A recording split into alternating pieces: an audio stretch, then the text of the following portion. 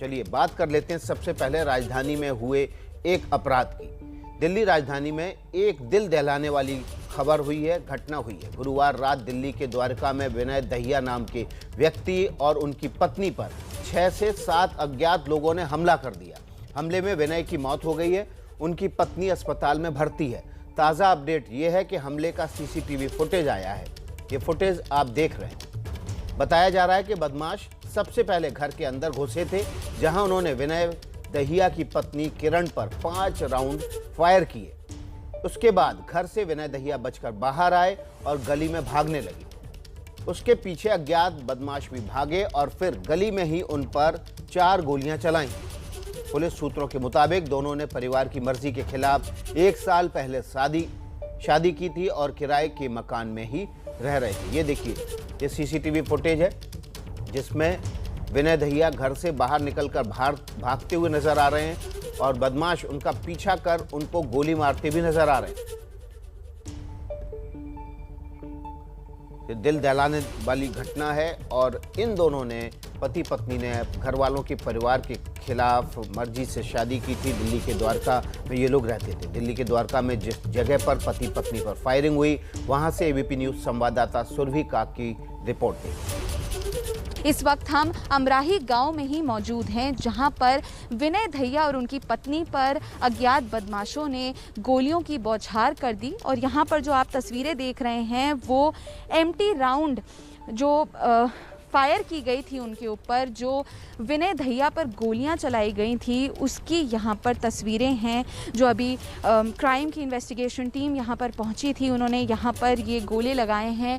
और हम आपको बता दें कि विनय और किरण दहिया जो हैं, उन्होंने 1 साल पहले ही अपने परिवारों के खिलाफ जाकर प्रेम विवाह किया था और अब वो अमराही गांव में एक घर में किराए पर रह रहे थे। और 6 से 7 अज्ञात बदमाशों ने सबसे पहले उनके घर के अंदर घुसकर किरण दहिया पर गोलियों की बौछार की।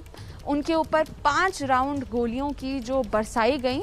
उसी के बाद विनय दहिया जो हैं वो घर से भाग जाते हैं और भागने के बाद वो इन्हीं पतली गलियों से भागते हुए इस गली तक पहुंच जाते हैं। और इस गली में पहुंचते ही जो अज्ञात बदमाश हैं वो उन पर गोलियों की बौछार कर देते हैं। विनय दहिया पर 4 राउंड गोलियां वो बरसाते हैं, जिसके बाद विनय दहिया अपनी जान गंवा देते हैं। और इस पूरे मामले की तह तक तो तफ्तीश के बाद ही पता चल पाएगा कि आखिरकार क्या हुआ था। और दिल्ली पुलिस और तमाम इन्वेस्टिगेशन टीम्स अभी इस पर लगी हुई हैं और अभी से कुछ समय या दिनों में पता लग पाएगा कि आखिरकार ये पूरा मामला क्या सच में ऑनर किलिंग का था या फिर कोई और मामला था।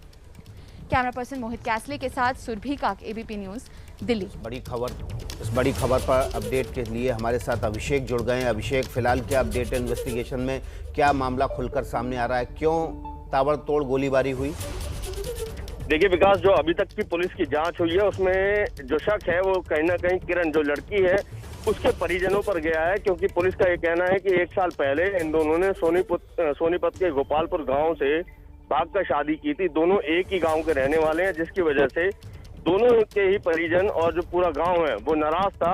और अभी की अगर हम बात करें तो पुलिस का ये कहना है कि जो लड़की के परिजन हैं उनको ये पता चल गया था कि ये दोनों अमराही गांव में रह रहे हैं।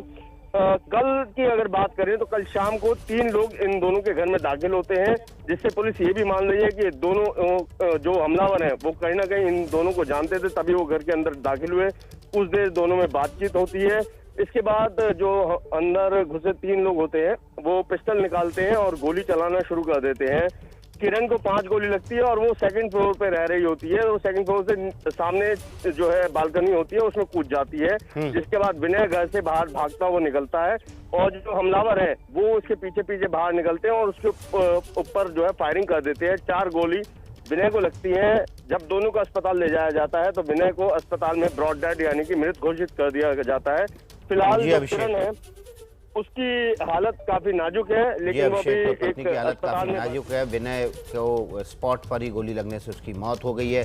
जो भी अपडेट होगा अभिषेक आपको देते रहेंगे।